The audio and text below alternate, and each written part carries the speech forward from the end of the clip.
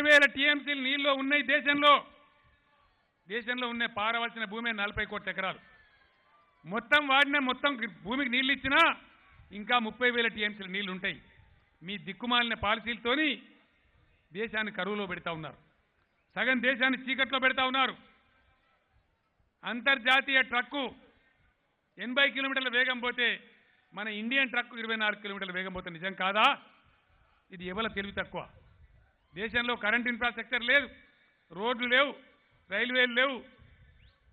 అంతర్జాతీయ స్థాయికి చాలా చాలా దూరంలో ఉన్నాం. సిగ్గుపోయే పరిస్థితిలో ఉంది దేశం. వీళ్ళు తూకిత్తా మైకిత్తా, నువ్వు ఇళ్ళ దొంగవాడు, నువ్వు ఇళ్ళ దొంగవు, నువ్వు రఫేల్ తిన్నావు, నువ్వు బోబోర్స్ తిన్నావు. ఇదా దేశానికి కావాల్సింది.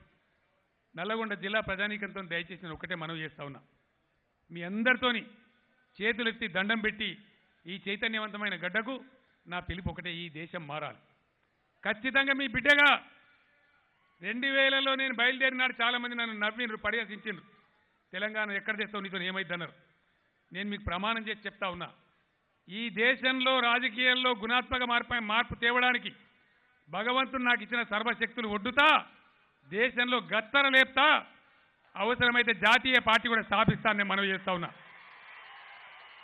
ఎస్, మారాలి, దేశం మారాలి, మారి తీరాలి. దేశంలో పేదల బతుకులు మారాలి, పేదలకు తప్పకుండా లాభం జరగాలి, రైతుల బాధలు పోవాలి. ఖచ్చితంగా దానికోసం నేను మొన్న అన్నా. అంటే ఒక జోకర్గాడు బోకర్గాడు అన్నాడు, ఎప్పుడు పెడతావు పార్టీ కేసీఆర్ ఎలక్షన్ అయిపోయినాక అన్నాడు.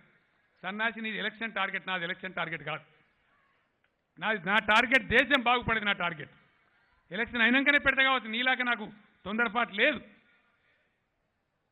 ఈ దేశంలో ఇప్పుడు వచ్చిన పరిణామాల తర్వాత, ఈ ఎన్నికల తర్వాత పరిణామాలను సమీక్ష చేసి తప్పకుండా అవసరమైతే జాతీయ పార్టీ స్థాపించి, రీజనల్ పార్టీ కన్సార్షియం స్థాపించి ఈ దేశంలో పెనుమార్పులకు శ్రీకారం చుట్టాలి.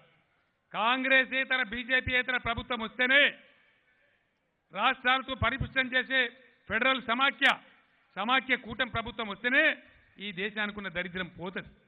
వీళ్ళు ఇవ్వరు, రాష్ట్రాలకు అధికారాలు ఇవ్వరు, ఉన్న వాటిని లాక్కున్నారు, ఢిల్లీలో కూర్చొని పెత్తనం చెలాయిస్తారు, అన్ని తక్కుటమార విద్యలు చేస్తారు తప్ప వీళ్ళకి ప్రజల మీద వాస్తవాలు లేవు.